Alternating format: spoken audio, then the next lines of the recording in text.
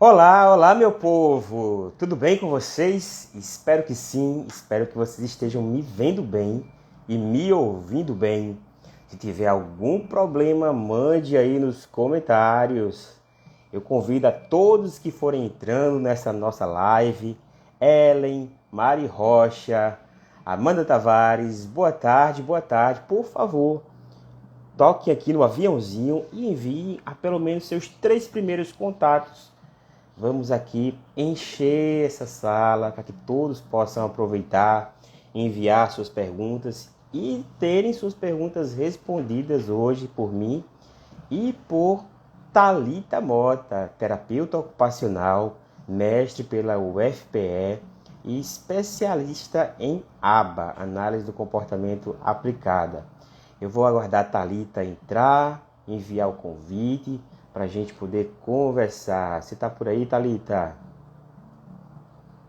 Então, depois dessas duas últimas lives falando sobre prematuridade e riscos ao neurodesenvolvimento e a gestação de alto risco e o neurodesenvolvimento, eu abro hoje tocando num assunto que me é apaixonante, que é o TEA, e certamente a você que já entrou, já deu sua curtida, já botou no coraçãozinho, já enviou seu aviãozinho, tem interesse, é apaixonado de alguma forma pelo assunto e tem ainda muitas dúvidas, assim como eu também tenho dúvidas sobre o autismo. E esse trabalho aqui é para a gente poder tirar nossas dúvidas, crescer e partilhar mais informação. Estou aguardando a Thalita entrar para a gente poder conversar, debater um pouquinho, mas vão chamando mais pessoas. Enviem aqui no aviãozinho aos seus primeiros 3 contatos que aparecerem. Podem já utilizar o balão de perguntas, que é esse balãozinho aqui com interrogação, certo? E mandar os comentários. Boa tarde, Karina. Boa tarde, Lari. Tem um filho com TEA, né, Lari? Perfeito. Se você tiver dúvidas, a gente vai tentar responder aqui. Vamos conversar sobre esse assunto, desde o básico, as definições iniciais, os sinais iniciais, a quem procurar, a quem recorrer. Quem sabe a gente consiga cobrir até o último tópico, o tratamento e as curiosidades no TEA.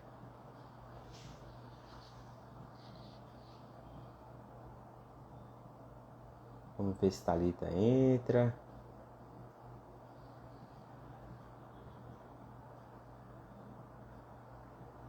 Convite.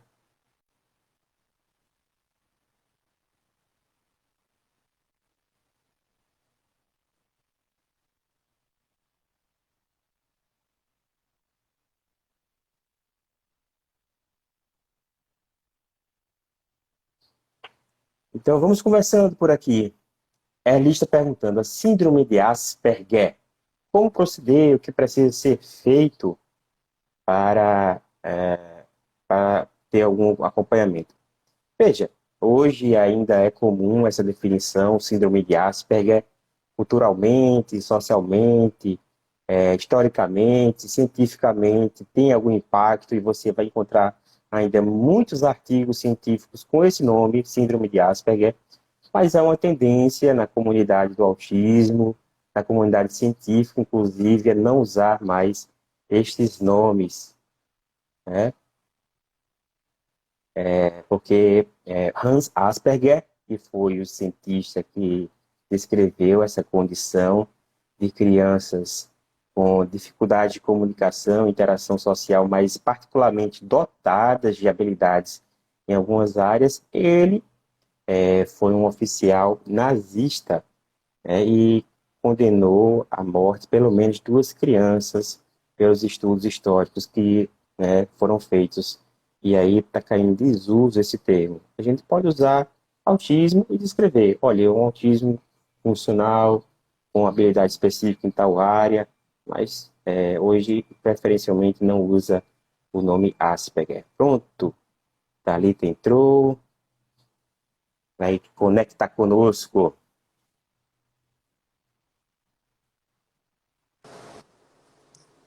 Olá! Olá, boa tarde. Boa tarde, Thalita. Boa Bem-vinda, tarde. viu?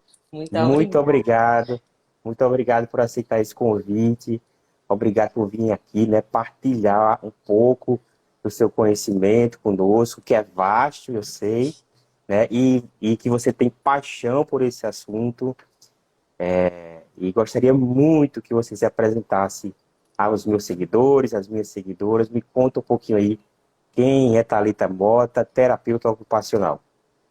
Boa tarde. Muito obrigada pelo convite de vir aqui conversar com você e conversar com seus seguidores. Realmente é um tema que eu tenho verdadeira paixão. E é inusitado porque quando eu me formei, lá em 2012, eu achava que eu ia trabalhar com envelhecimento. O tema do meu TCC foi o estresse do cuidador de idosos. Só que a Hum, prática, eu fui convidada para a pediatria, mais especificamente a atenção de crianças com transtorno do espectro autista. Então, comecei lá em 2012, mas entrei nessa perspectiva da análise do comportamento em 2014, acho que na primeira turma de aprimoramento do ABA que teve aqui em Recife. E aí, logo em seguida, fui para pós, também análise de comportamento, mas não tinha que ir em Recife, tinha que ser fora. E aí, certo. mas nesse tempo, eu trabalhava como AT escolar, que foi uma das melhores experiências que eu já passei na minha vida, porque a escola ela é muito rica, é um laboratório vivo de troca entre a criança e o meio ambiente, entre os pares, e isso é muito importante. Então foram 3 anos assim que eu agradeço demais por ter passado, porque isso também melhora o meu olhar clínico hoje, né? E essa questão da escola foi tão importante que virou minha dissertação no mestrado. A gente desenvolveu um instrumento de rastreio para Uhum. sinais de alerta de autismo que pode ser observado pelo professor no contexto escolar através da observação direta. A gente entregou agora em março de 2021 e o artigo foi submetido para breve publicação na revista de Ciência e Saúde Coletiva. Então, o nosso objetivo era Olha aí. instrumentalizar a fala do professor, já que ele, dentro das diretrizes do autismo de 2014, é colocado como porta de entrada para a intervenção precoce. Só que tudo pela observação e sem nada que instrumentalize essa fala. Então, é importante que ele também seja instrumentalizado. Então, nesse sentido, a gente desenvolveu esse instrumento, mas ele ainda está em fase de validação do conteúdo, falta o pré-teste, porque quando nós fomos fazer, apesar de ter a carta de anuência, a gente precisou parar por conta da pandemia. Então, a gente Sim, ficou realmente no primeiro processo de validação, né, para poder em seguida conseguir mais assim, fazer o processo de pré-teste e as outras validações que são importantes, né, porque não adianta só um instrumento ter só uma validação. Que nem a MChat, que tinha só uma validação, mas agora a gente conseguiu a outra validação, que é a validação de follow-up, que é importante, que é uma entrevista de follow-up, e que vai entrar dentro dos cadernos de saúde da criança, a partir acho que 2022, 23. E eu tô bem animada com isso. E aí é perfeito, mais ou menos isso. perfeito. Veja só, curioso, eu também não tinha a intenção profissional nem acadêmica de atender famílias de crianças com autismo. Na verdade, eu me formei em João Pessoa, na UFPB. Na graduação, eu direcionei toda a minha formação para a área de anestesiologia. Eu acho que pouca gente sabe aqui. Fiz estágio de anestesia, acompanhava anestesista. Não tem aqueles alunos que vão para ver a cirurgia, não. Eu ficava com o anestesista, ia para a UTI acompanhando a atividade do anestesista na UTI. Só que no último ano de graduação, no rodízio de pediatria, eu me apaixonei pela pediatria. Né? Entendo. Achei assim um local, uma área encantadora e me dei muito bem, assim, me esforçava para compreender tudo, dar esse cavalo de pau na carreira médica, né? É, E é aí mais ou prestei a menos isso. residência para pediatria. E na minha residência, nos 2 anos de residência, que naquela época eram 2 anos, recentemente né, mudou para 3. Na minha residência, eu só vi uma criança com autismo. Uma criança. Nos 2 anos. Aí ainda Gente, tinha todo aquele, né, aquele estigma, né, de, sim. olhe, ele não olha nos olhos, ele não fala nada, ele não busca contactar. E a gente sabe que o autismo não é só isso, né? Pode ter crianças Não, assim, mas não é assim que dá o diagnóstico, não é assim que se não. apresenta de fato.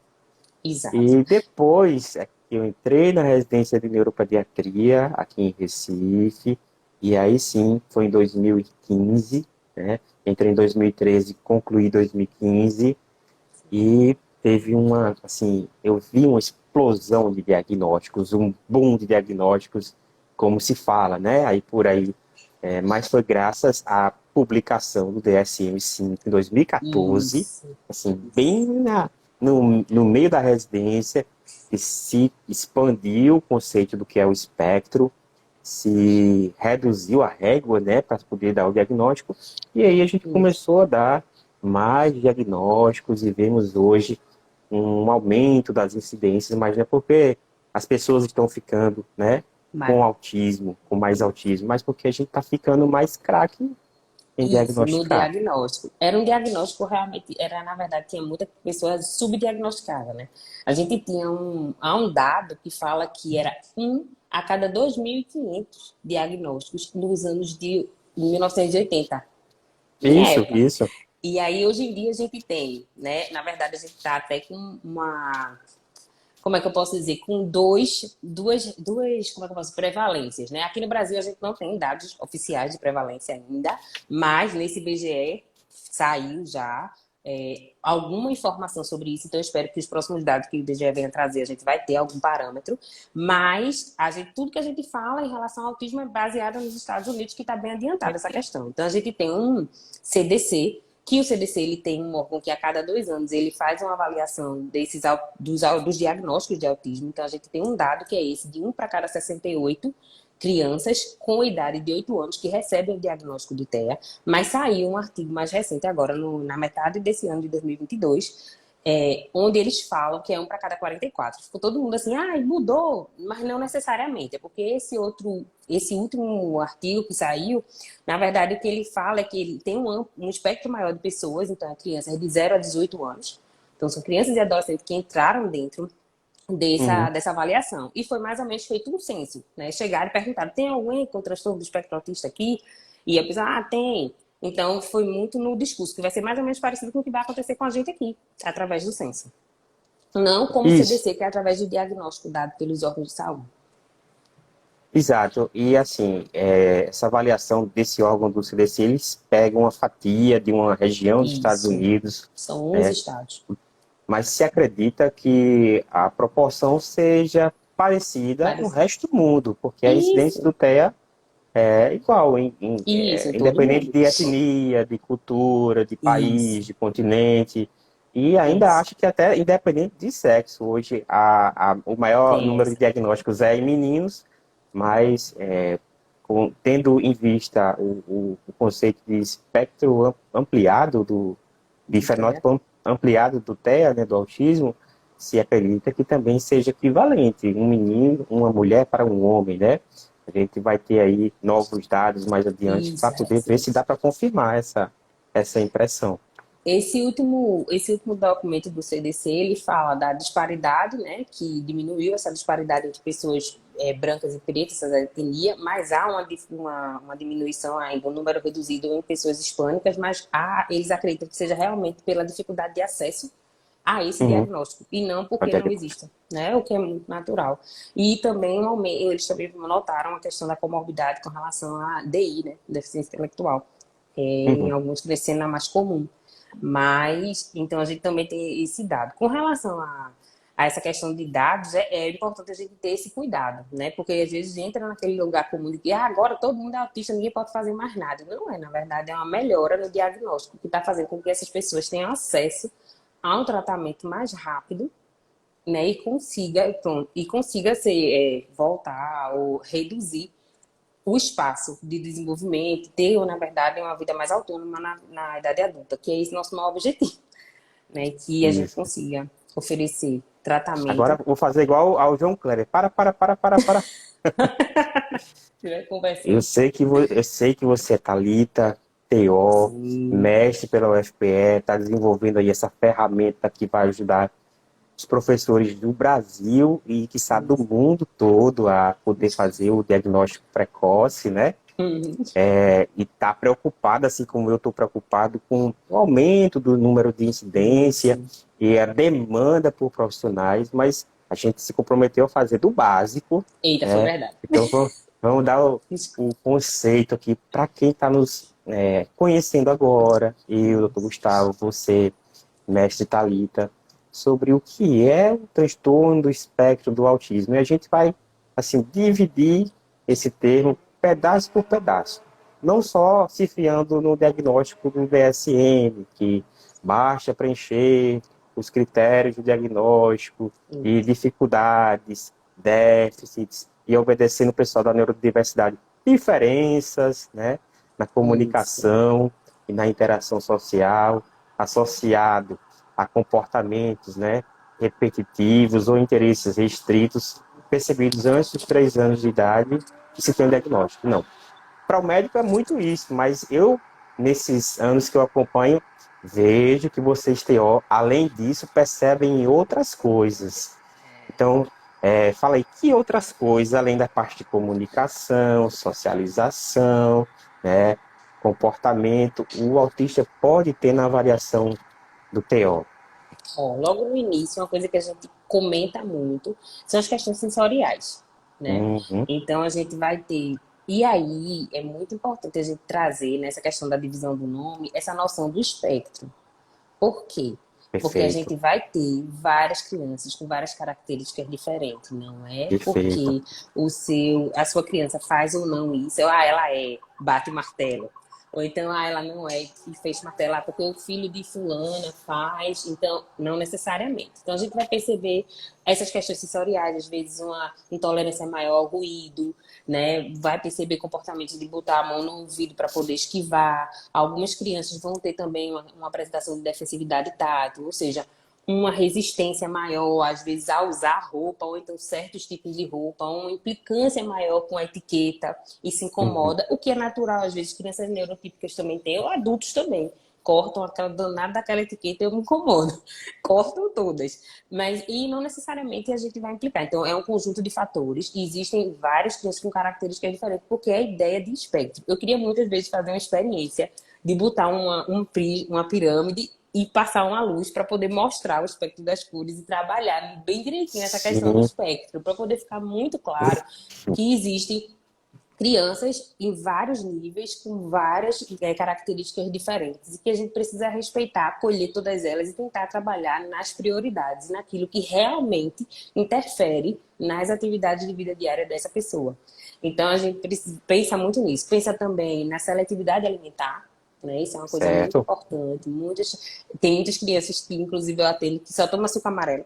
Então, e isso, para a gente ter saído só de um suco, de um tipo, e agora ele está tomando a vasta gama de sucos amarelos, para a gente ter até um ganho. Então, existe essa questão também da seletividade alimentar. Há também uma dispraxia. O que é isso? Um pouco diferente da apraxia, a gente trabalha essa noção de dispraxia, é o seguinte: você realiza o movimento, mas não realiza com maestria. Então, você vai perceber uma criança que demorou um pouco mais a adquirir algumas posturas, ou seja, ficar de gatas, demorou um pouco, que é ficar de quatro para poder andar, demorou um pouco para engatinhar. Você vai ter, às vezes, uma criança de 3, 4 anos que não consegue pular sozinho ainda, porque tem Uhum. dificuldade na organização desse movimento para execução.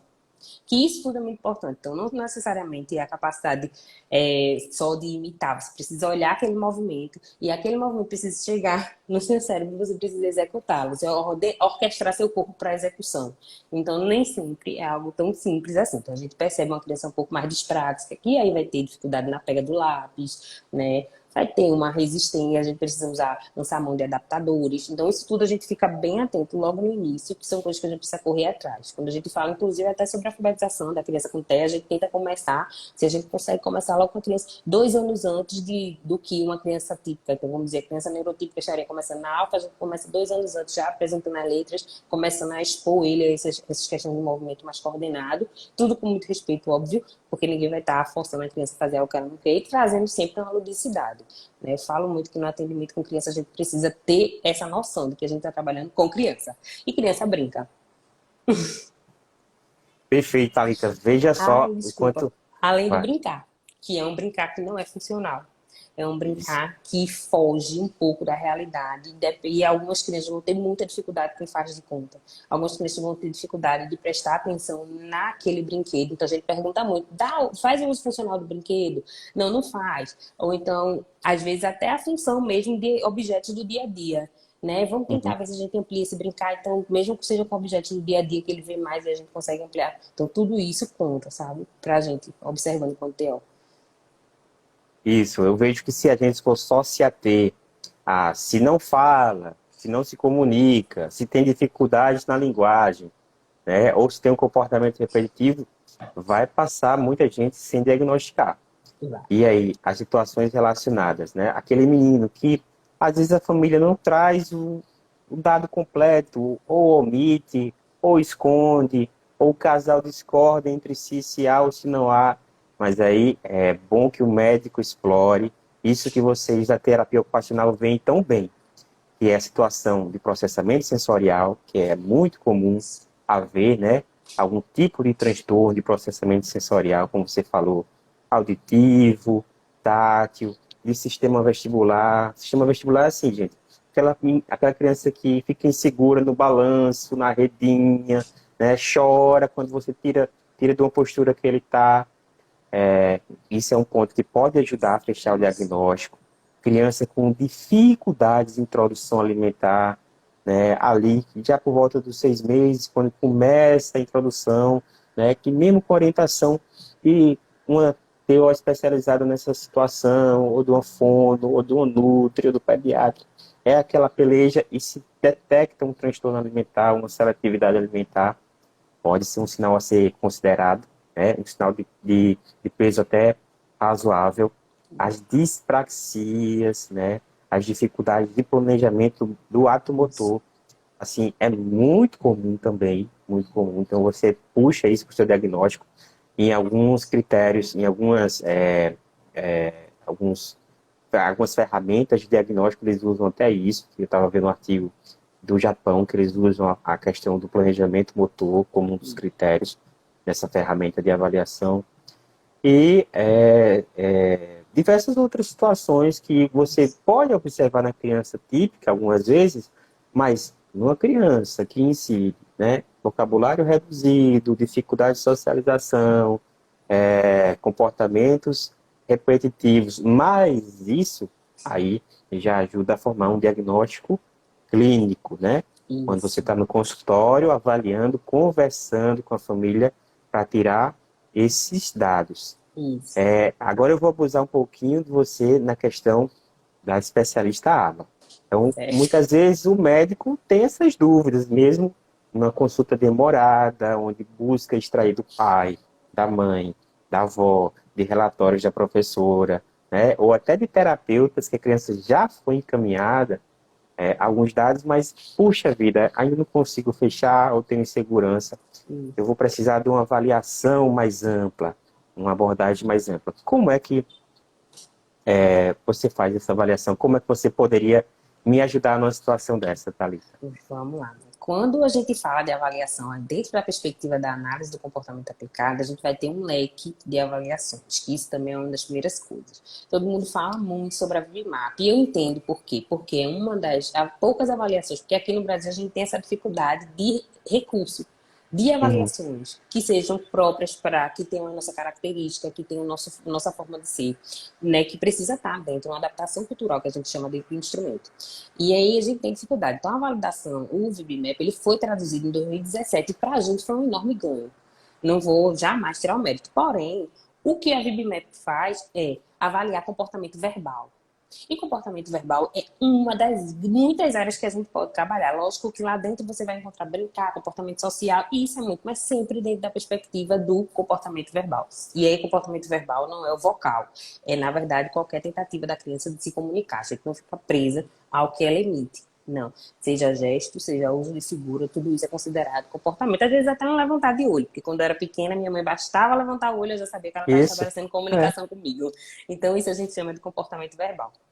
E aí, em termos de avaliação, a gente vai pegar aquela criança, é uma avaliação processual, demorada, porque a gente primeiro conversa com a família, né? E vamos escolher qual é a avaliação que entra melhor, que vai poder contemplar melhor as necessidades da criança. Então, a gente vai ter instrumentos de avaliações super amplos, feito a IFOS.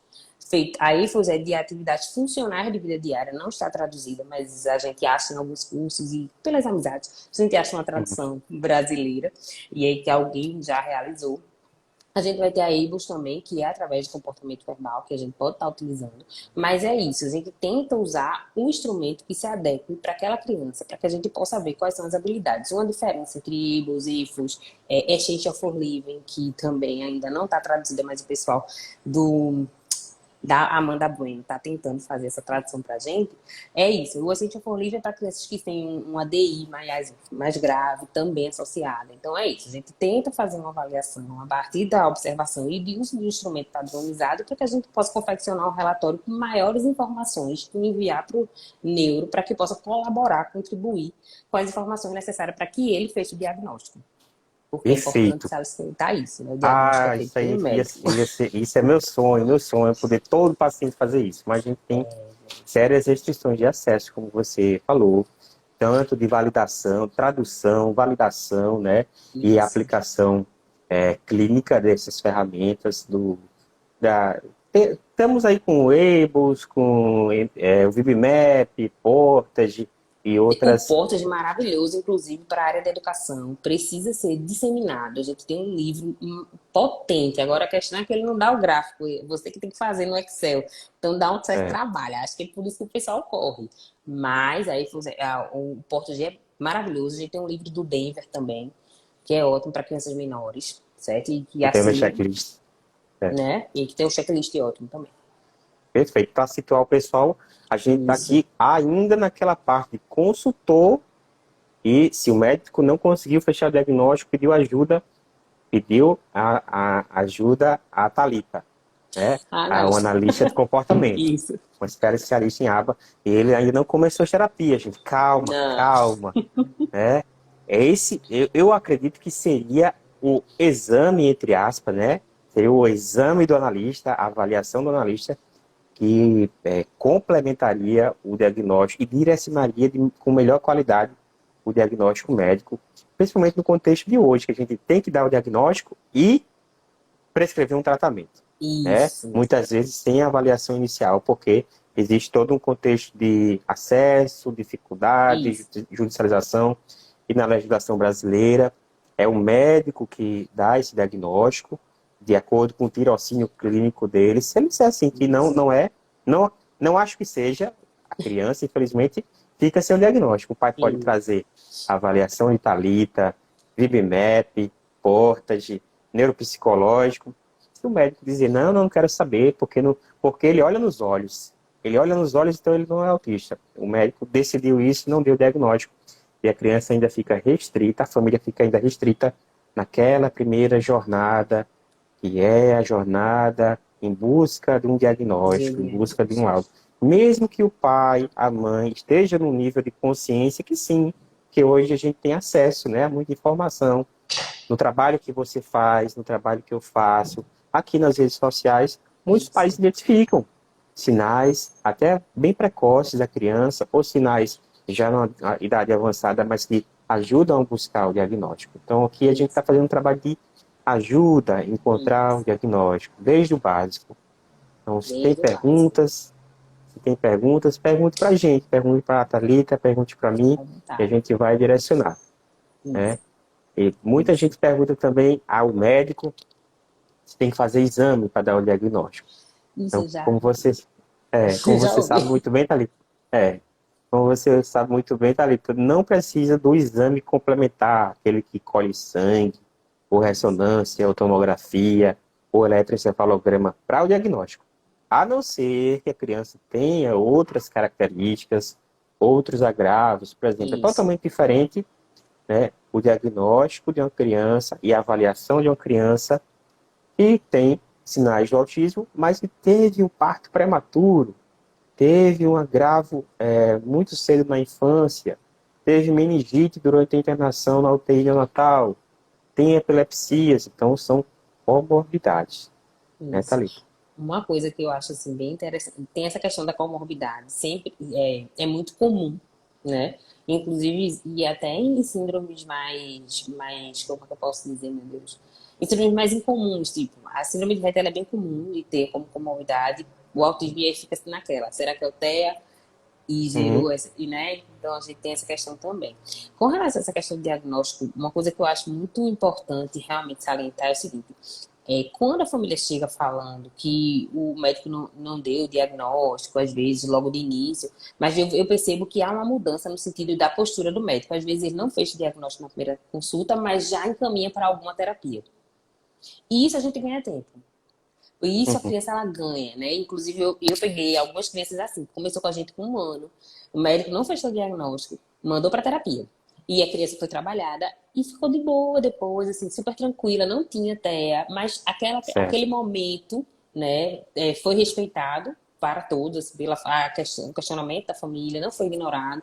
A criança ela começou o processo terapêutico e não teve nenhuma perda, até porque terapia não faz mal, né? Então, assim, É, só se, né? Então, colocou a criança, foi também, começou na escola, então foi um processo associado em coisa de 2 anos. Então, assim, foi para aquela criança específica, foi uma situação onde o médico não fechou o diagnóstico e estava muito correto em não fechar o diagnóstico porque a criança não tinha TEA.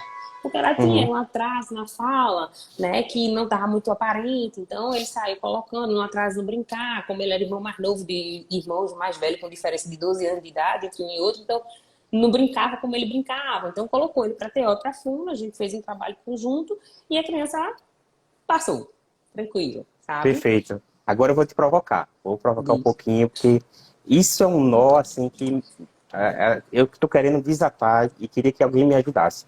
vamos É lá. muito comum, realmente. Olha, se não conseguir fechar o diagnóstico, encaminhe para terapias. É uma prática muito recorrente, vem sendo repetida. Eu tenho A gente percebido vê. isso. É. Agora me diga, Thalita, em quanto tempo você faz uma avaliação com tranquilidade, com profissionalismo? Em quanto tempo você faz uma avaliação para ajudar o médico que não fechou o diagnóstico? Que não fez com diagnóstico, É, que depende. disse, ó, Hum, eu vamos quero lá, vou que explicar. você faça uma avaliação com Thalita, se ela puder aplicar o VIPMAP ou outros protocolos assim mais robustos e me retornar em quanto tempo esse paciente vai ver o médico novamente. Pronto, vamos lá. Eu vou agora até parafrasear aí da Brito, que é isso, a gente não usa um único instrumento. O instrumento, ele guia o meu olhar terapêutico, mas eu saio de Uhum, casa, às vezes, com 2, 3 embaixo do braço, porque eu, assim, isso aqui eu vou... Então, assim, como é que funciona o meu processo avaliativo? Eu sempre faço uma anamnese com a família para ela poder me dizer do que a criança gosta e quais são os espaços que ela frequenta. Faço questão de perfeito. observar a criança em algum ambiente externo. Então, eu quero ver Uhum, ele na escola, ou então a gente tá assim, não vai para a escola. Então, a gente vai para um parque, eu vou observar ele nesse parque, a gente vai tentar fazer algumas atividades coletivas. Eu adoro ver criança com pares, porque isso também ajuda. Porque às vezes a criança ela é super ok com outros adultos, mas quando a gente bota ela perto do par, a gente vai ver ali uma discrepância grande de socialização, de comunicação social, que é muito importante para o desenvolvimento infantil. Depois, eu sempre vou observar a criança no domicílio para eu poder ver ela também nesse contexto dela. Então, vamos dizer aí que, no mínimo, eu levo uns 3 encontros. E aí eu estou falando de turnos de 2, 3 horas de observação. Então, a gente tem que se organizar nesse tempo para eu poder fazer, principalmente se for uma coisa para poder, um documento que eu vá enviar um relatório robusto com certo. Uhum. informações que vão ajudar no processo diagnóstico. Então, aí é que eu vou fazer Vou fazer no mínimo 3 encontros, um com a família e 2 com crianças, um no ambiente externo e outro no domicílio. Pronto, então a família, assim, que foi a minha consulta, eu solicitei uma avaliação com Thalita, é, organiza a tua agenda, ela consegue voltar dentro de 30 dias. Não consegue? Consegue, consegue. Exato, esse é o ponto, Thalita, porque muitas vezes quando o médico fala assim, olha, eu não sei o que que é, parece que é autismo, parece que não é, mas faça as terapias que mal não faz e volte aqui com qual tempo que ele dá? 30 dias. 3 meses. É Não, 3 meses, três vocês, é três meses. meses, é isso mesmo. 3 meses. três Isso. meses para, se tiver no relatório do terapeuta, que muitas vezes não é o analista, né? Algum dado que possa ajudá-lo, aí sim ele pode fechar o diagnóstico e com certeza elaborar um documento que vai facilitar o acesso a um tratamento adequado e até uma Isso. primeira avaliação, né? Mas aí perdeu-se, ao invés de, sei lá, 3 encontros contigo, 3 meses. Perdeu. E tem situações, você sabe que não é incomum, e ficar pulando de 3 em 3 meses, de 3 em 3 meses, e passa, no Brasil é muito comum, 3 anos, Para quatro fazer anos. Pode fazer, pode ficar à vontade. Não, mas eu ia até fazer um adendo com relação a essa questão do diagnóstico, né? Que Uhum, não é só uma questão assim, aqui no Brasil, não, realmente. Quando o CDC fala criança com 8 anos, é porque há uma demora nesse diagnóstico mesmo. E uhum, aqui no Brasil, a gente tem essa dificuldade de acesso. A gente ainda tem pessoas que fazem, olha, a questão, não, menina, que teu pai também foi assim, demorou demais a falar, porque meu menino também exato. foi. E aí isso tudo também atrasa. Eu acho que não é nem uma responsabilidade do médico e tal. Também o serviço, né, que assim, a gente sabe que tem, o do terapeuta. Agora sim, essa questão de retorno ao médico com relatório precisa ser algo feito com cuidado mesmo. Eu acho que tem que ser cobrado pela família, tem que ser cobrado pelo médico também, porque eu acho que é um trabalho em equipe. Do mesmo jeito que a gente também quer ver o retorno. E aí, o que é que o médico achou? Porque eu fico doidinha. E aí, o que foi que o médico achou dele? Para saber se está evoluindo ou não. Né? É muito importante esse olhar, Isso. principalmente porque vocês às vezes passam 3 meses. Pronto, eu tenho um pacientezinho, o meu xodó, ele tem convulsões de difícil controle.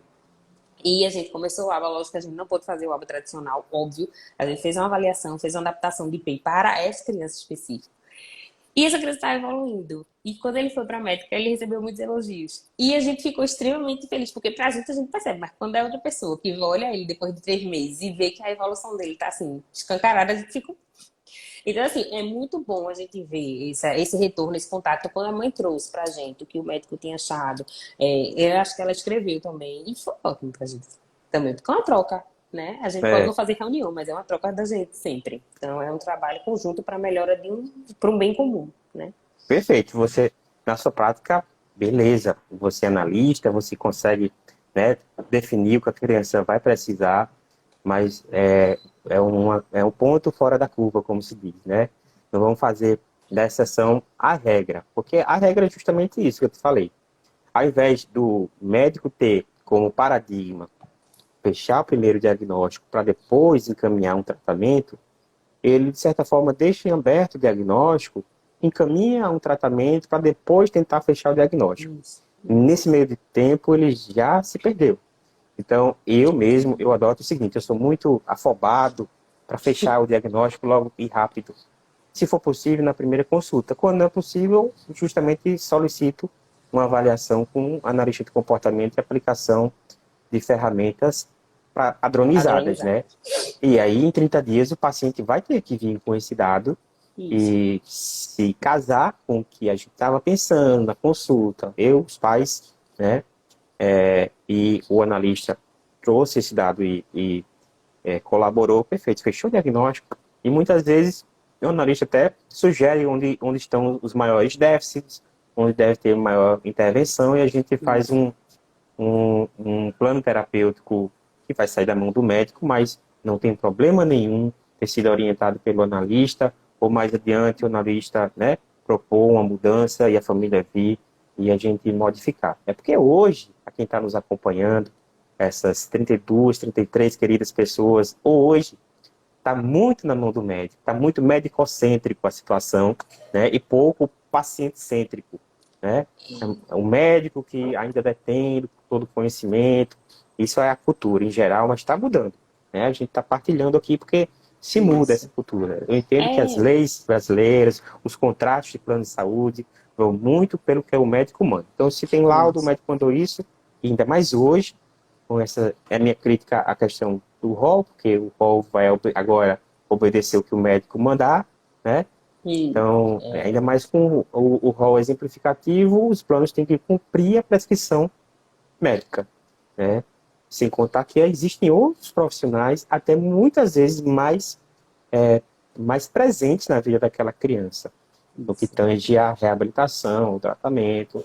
O médico ainda é quem segura essa batuta, né? Tem mais essa responsabilidade, mas Isso. tem que contar com o analista do comportamento e os demais profissionais da equipe para Né? poder ter resultado. Porque Isso. que faz com que o paciente busque, né, ajuda em determinado profissional são os Isso. resultados.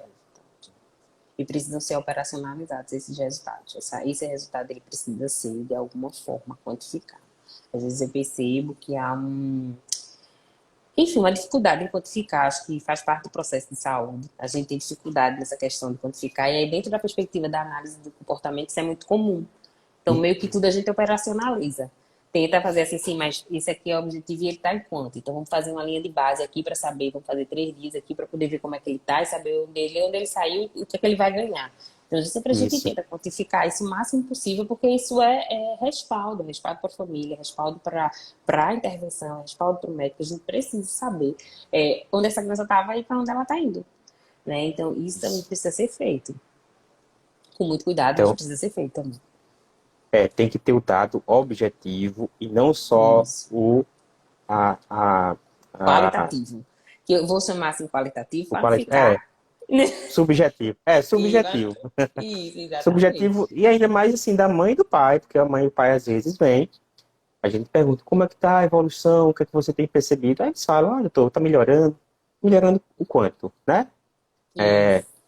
Tem um gráfico, tem um relatório padronizado, que tanto faz eu ler aqui, como eu ler no Japão, nos Estados Unidos, o pessoal vai entender esse gráfico, esse relatório que foi transformado em gráfico, muitas vezes não tem. Aí a gente se fia na questão subjetiva da família, que acha que está melhorando ou não.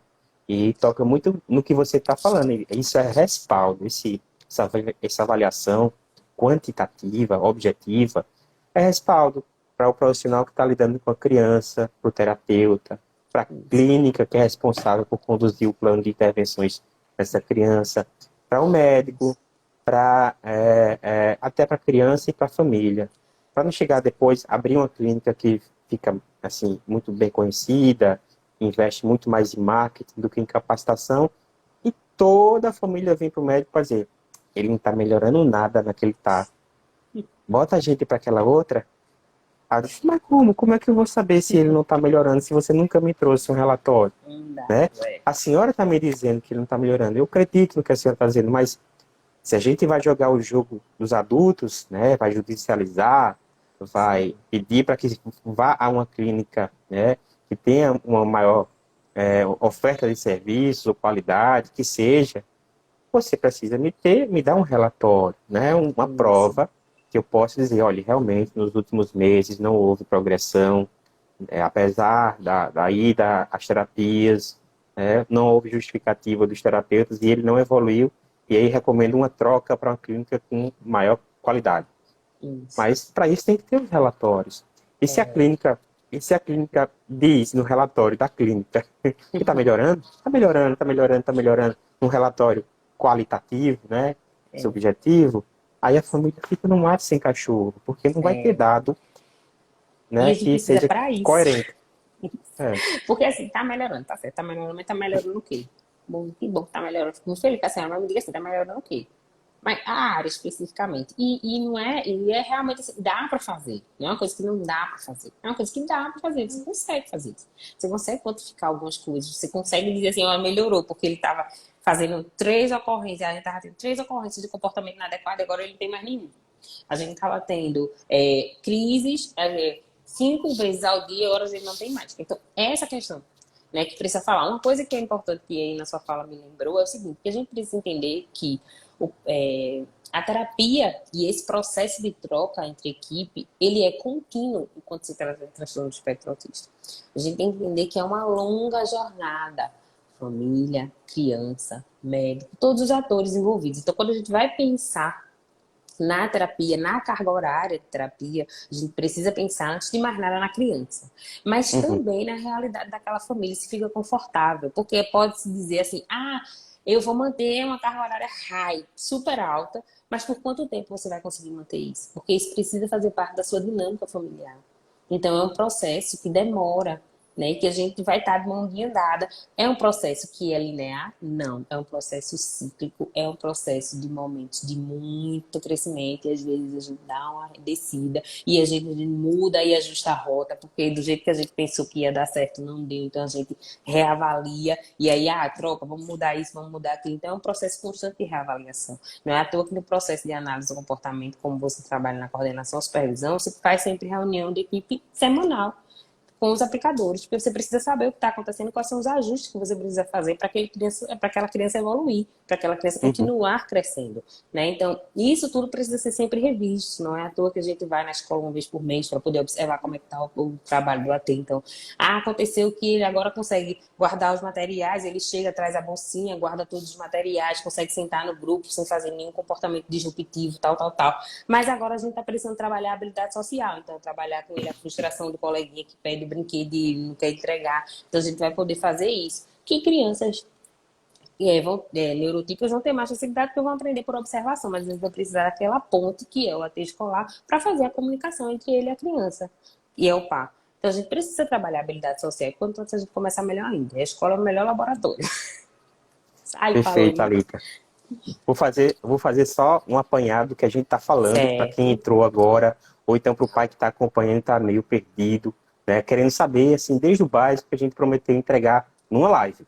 Então, a Isso. gente falou Foi. do que é o autismo, dos sinais gerais do autismo, né? Que o médico vê, que o TO também observa, e como isso pode ajudar o médico também a dar esse diagnóstico. E se o médico não conseguir dar o diagnóstico, a quem encaminhar para fazer uma avaliação mais ampliada e padronizada, retornando ao médico com mais dados para que o diagnóstico seja estabelecido e até sugerido cargas horárias e intervenções necessárias para aquela criança, né? Aí, nisso tudo, como a Thalita falou, é muito dinâmico, é muito rápido, porque também a criança muda em poucos meses, certo? E é constantemente avaliado. O médico passou o laudo, um plano terapêutico inicial, que não é uma coisa sacrossantificada, isso muda de acordo com a evolução da criança e a percepção dos terapeutas que estão ali constantemente com a criança, e fica meses, anos, né? Quanto tempo, Thalita, a criança vai ficar em terapia? Que foi até aquele post que a gente lançou em Collab, Que a que gente ainda tem conversa. muita repercussão. Quanto tempo o meu filho vai fazer terapia? Se é para a vida toda? Vai envelhecer todo mundo, a família levando para a clínica? É assim? A gente Quando é que espera tem que acabar? Se acaba? todo o processo terapêutico ele precisa ser, antes de mais nada, centrado na criança, né? Naquilo que a criança vai. E na família. A família precisa também dizer quais são os objetivos terapêuticos dessa família, né? Quais são os objetivos terapêuticos para aquela criança. Porque às vezes o terapeuta vai todo empolgado dizer o que quer, ô querido, peraí, calma, vamos segurar a onda aí, que vai dizer é a família. Quem vai escolher, você pode dizer assim, ó, pelo que eu observei aqui na avaliação, a gente vai fazer isso e aquilo. Mas, no final das contas, quem vai dizer a família, isso aqui pode ser prioridade, isso aqui pode ser prioridade de intervenção. O ideal é que ele faça uma coisa que pontuaram lá, a carga horária, né? Tá 40 horas semanais. Aquilo ali foi um estudo de Ivan Lovas há muitos anos atrás. Hoje em dia a gente sempre faz esse complemento com a escola, que aí já é 20 horas semanais, de um AT escolar lá fazendo tratamento também, fazendo terapia lá. E aí a Uhum. gente complementa no turno da tarde. Mas todo dia fica ruim, eu não consigo trazer todo dia, ou então, e alguém na minha casa todo dia também não dá. Então a gente tenta ajustar e seleciona as prioridades. À medida que a criança vai evoluindo, como eu estou dizendo, é um processo. À medida que a criança vai evoluindo, atingindo os objetivos, a gente vai ajustando outros objetivos novos ou dando alta daquilo que já se foi. Então a gente precisa entender que quem vai determinar o tempo inteiro como vai ser esse processo é a criança, é a família. Eu, de fora, nunca vou poder determinar sozinha quais são aquelas necessidades da criança e quanto tempo ela vai ficar comigo. Tampouco o meu colega médico, porque aí a gente teria que ser outras pessoas que não apenas estudiosos, que a gente é estudioso da área. Então, não tem como. Quem vai determinar isso é a criança e a família também, porque vai dizer o que cabe ou não na sua realidade. Então, tem criança que vai demorar mais? Vai. Eu tenho pacientes que têm uma jornada longa comigo de anos e anos e anos. Né? Numa rotina que já foi mais intensa, depois ficou mais branda, aí depois a gente tirou a AT escolar porque não precisava mais, e aí a gente acrescentou, porque ele foi fazer um cursinho, a gente acrescentou um AT nesse cursinho para começar o processo, mas depois removeu. Então é esse processo que a gente precisa entender. A vida da gente é cíclica, da criança também é. Seja Uhum. ela independente de diagnóstico. Então, a nossa vida, a gente hoje está fazendo uma coisa, amanhã a gente muda. Perfeito, perfeito, Thalita. Olha aí, tem uma mãe aqui que está aqui curiosíssima também, porque foi ela que fez justamente essa A pesquisa. pergunta. A Sim, pergunta, né? E você, quando a gente conversou, você disse, olha, tem que ter tem que ser tudo pautado em dados, né, em Isso, objetivos os resultados. específicos, né, resultados alcançados. Se não há esse dado, se não há essa documentação, esse registro da evolução da criança, é muito difícil dizer que ela está pronta, está preparada, acabou, Isso, né? E eu exato. acho que nem a família deve, assim, esperar um tempo de prontidão, porque a filosofia da intervenção é que a família também se aposse dos conceitos da ciência comportamental e também conduza pela vida, né, adiante da criança, podendo retornar para uma nova avaliação sempre que achar que algo pode melhorar, uma habilidade pode ser retomada, né, um ponto pode ser aperfeiçoado. Então, assim, pode acabar? Não, mas assim, ter altas é possível. Agora, deixar de evoluir nunca. Nunca. E isso é uma coisa importantíssima. E, gente, uma coisa que eu gosto muito de falar é o seguinte: o que é que a gente sempre busca fazer? Partir as atividades. Para que ela seja, tipo, às vezes a família chega com um objetivo gigante para a gente e a gente faz, tá certo, tá bom, vamos dividir essa atividade em vários pedacinhos menores para que a gente possa ir Uhum, atingindo de pouquinho. E aí, às vezes, a gente pensa assim, ai, o objetivo foi esse. Aí a gente dividiu em 10 etapas para poder conseguir. E a criança cismou que não evolui naquela etapa que eu achava que era a menor que tinha, passa 3 semanas e os dados dele não melhoram. Aí a gente vai fazer o seguinte, pessoal, vamos pegar essa atividade aqui e vamos dividir em mais. Então a gente parte ela em menores ainda. Porque o que a criança está querendo me dizer quando ela não está evoluindo nessa jornada? Ela está querendo me dizer que aquela atividade ainda é grande o suficiente e precisa ser partida em menores para poder dar conta. Então é uhum, isso. O processo terapêutico é um processo que precisa respeitar as habilidades daquela criança, respeitar o processo individual daquele clientinho lá.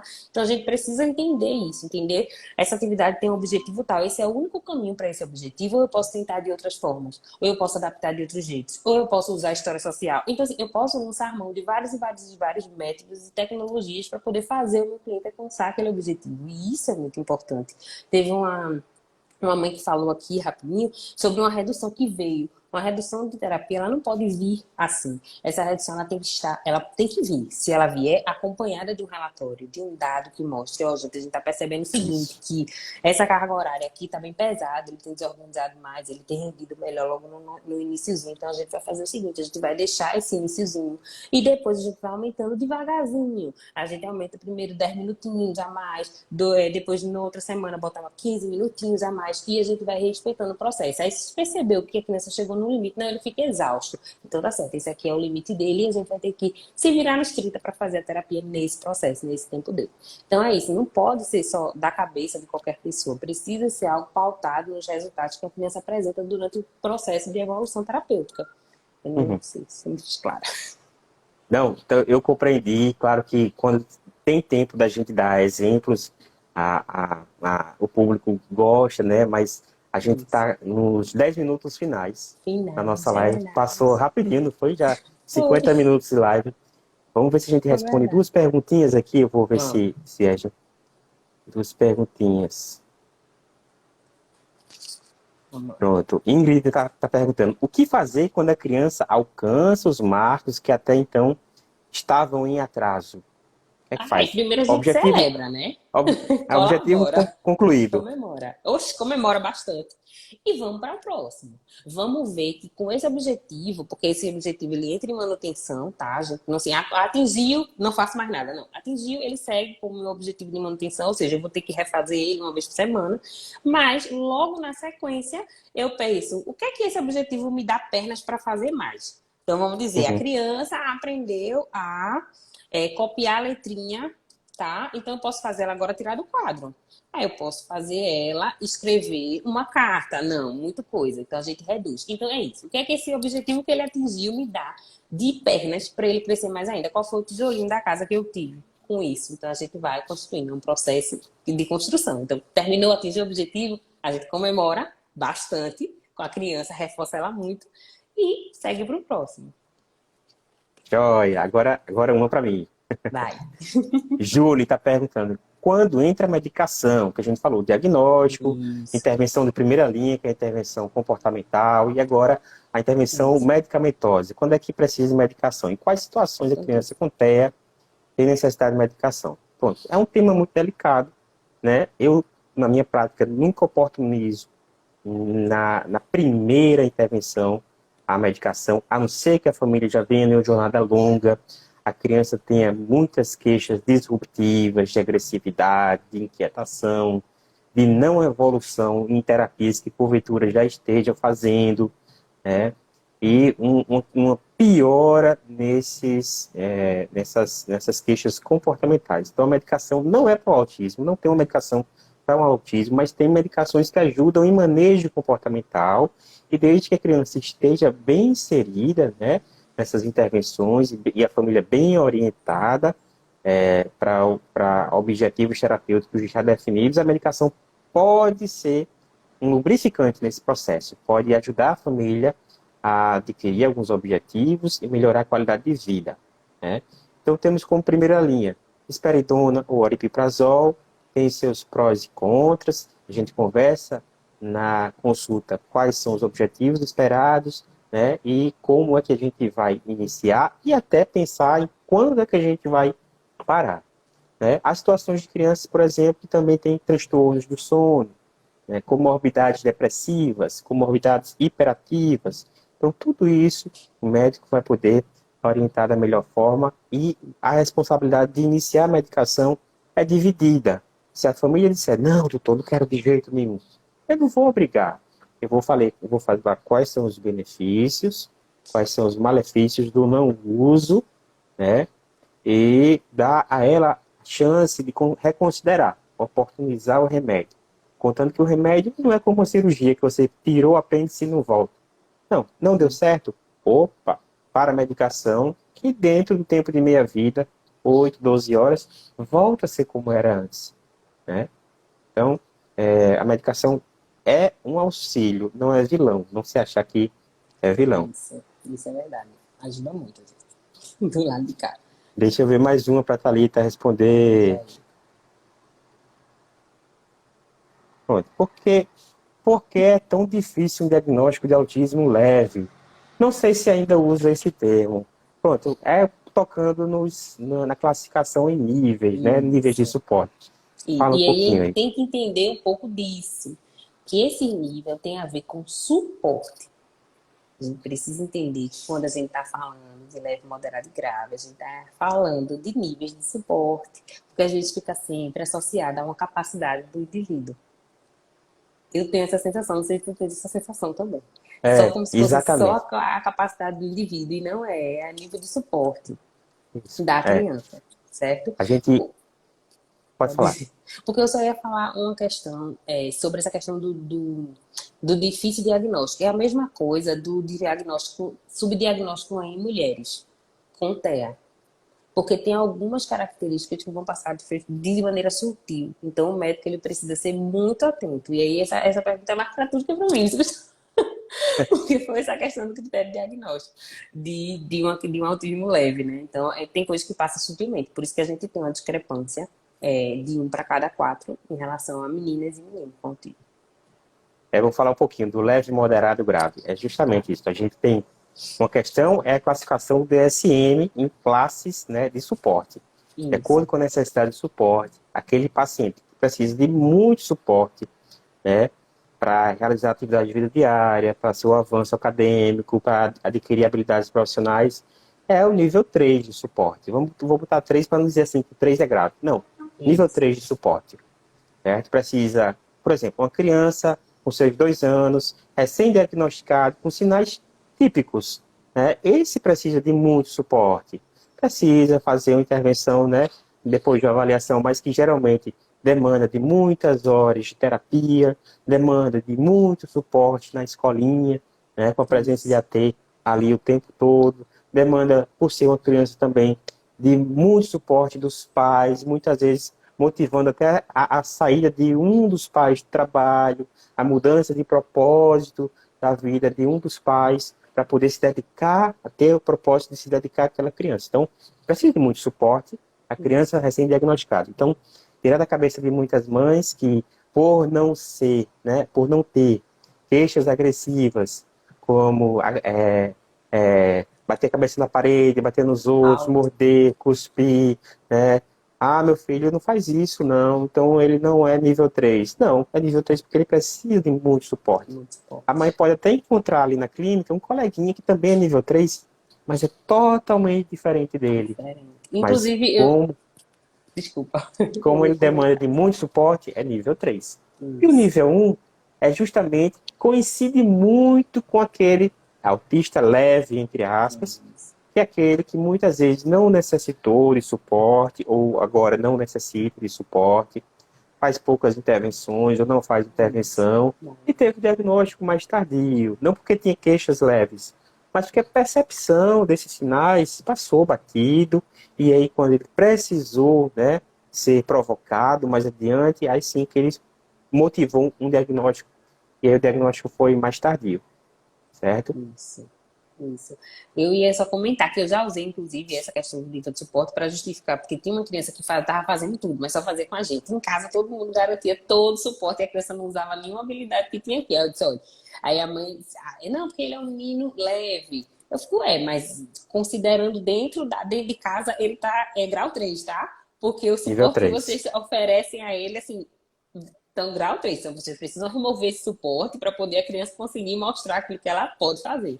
Então, também É, tem essa questão, né? porque uma coisa é o impacto da queixa na qualidade de vida da Isso, família e da criança, né? Então, isso, uma criança que manipula fezes é, é, assim, é uma queixa grave, né? isso. Mas se for só essa questão para se trabalhar, às vezes é só um terapeuta que vai atuar ali. E Então, vai às ajustar. vezes é nível 2, nível 1 de Isso. suporte, Precisa ter entendeu? muito cuidado, né, com essa questão dos níveis, assim. E é Isso. realmente que às vezes a pessoa se agarra nisso, né?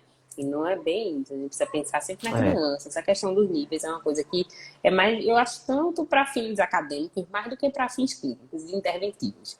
Porque, assim, a gente precisa pensar em clínicos interventivos no sentido de qual é a intervenção que a gente vai oferecer para essa pessoa. Isso é ok. Mas isso não prognóstico. Não vai necessariamente dizer, porque às vezes a gente tem uma criança um pouco mais leve ou moderada, que evolui ou então tem um comportamento colaborativo melhor, né? A gente consegue trabalhar melhor as motivações, pode manipular a fezes, mas a gente sabe que ele tem um repertório de reforçadores que é maior. E às vezes a gente tem uma criança leve que só gosta de um tipo de coisa, a gente tem que se virar no tinta para achar aquele reforçador para poder tornar o processo terapêutico interessante. E aí fica muito mais tempo restrito em aprender novas habilidades. Então a gente precisa ter muito cuidado com esse agarramento nessa questão dos níveis. Acho, assim, às vezes, perigoso, assim, com relação a. perfeito. Não sei se tu A percebe. classificação, né? A Isso, segmentação. Né? isso. Esqueça o nível, né? Trabalhe com melhorar, né? O Então, indivíduo, aquela sem dúvida. criança. Então, Thalita, muito obrigado. Né? Muito Estamos obrigada, encerrando. Foi Gustavo. uma hora assim de uma troca muito gostosa. É sempre bom a gente conversar com quem é apaixonado pelo que faz. E Muito eu obrigada. agradeço imensamente toda a colaboração, toda a parceria que a gente tem, né? Criado desde lá do nosso curso de mentoria no MCB Isso. e mais adiante, se Deus quiser. E me deixe aí suas considerações finais e sua despedida.